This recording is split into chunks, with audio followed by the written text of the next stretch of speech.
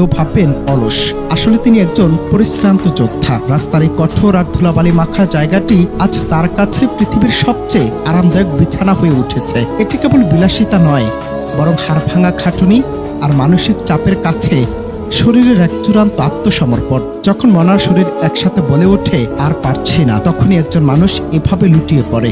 সে যাই হোক, শত আবদারের মাঝেও কখনো কি জানতে চেয়েছেন আপনার স্বামী কিংবা সন্তানটি কেমন আছে?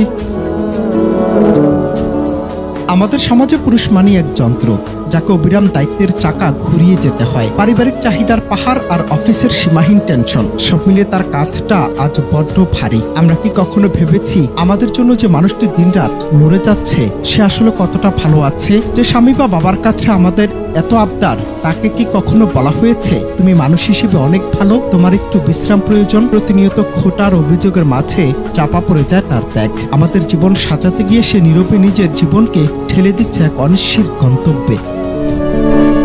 পরের বার যখন রাস্তার ধারে এমন কাউকে শুয়ে থাকতে দেখবেন, এক মুহূর্তের জন্য বিচার করা থামিয়ে দিন। ভাবুন, এই মানুষটি আমাদের সমাজের এক প্রতিচ্ছবি। তিনি হতে পারতেন আপনার ভাই, আপনার বাবা কিংবা আপনার জীবন সঙ্গী।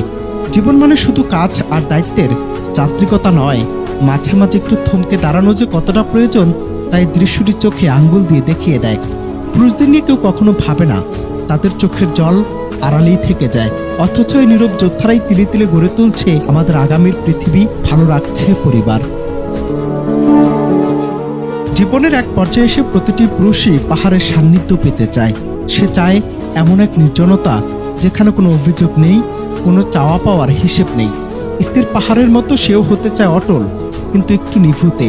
জীবন জীবিকার এই কঠিন লড়াইয়ে তারা যেন হারিয়েছে হাজারো স্বপ্নে বোনা মন। দিন শেষে সমাজে পুরুষদের কষ্ট নিয়ে কেউ প্রশ্ন করে না, যার কারণে জন্ম নেয় নীরবতা, একাকিত্ব আর গভীর ক্লান্তি।